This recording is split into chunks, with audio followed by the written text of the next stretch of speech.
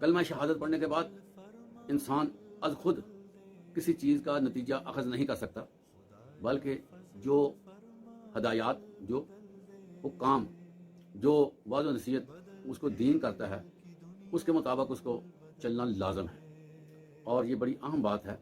اسی کو وفاداری کہتے ہیں، اسی کو بیعت ہونا کہتے ہیں، اسی کو ریلیشن شپ کہتے ہیں۔ آج ہم دیکھتے ہیں وہ کون کون سی چیزیں ہیں جو دائرہ اسلام میں داخل ہونے کے بعد ایک مسلمان کو اپنانا ضروری ہے۔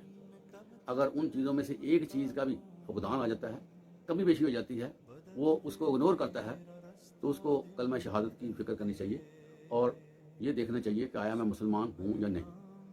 مسلمان ہوتے ہوئے بھی ہمارے ہاں بہت سے آزادی پسند اور بہت سے لبرل قسم کے بندے ایسی باتیں کرتے ہیں جس کا اسلام کے ساتھ دور دور تک کا تعلق نہیں ہوتا۔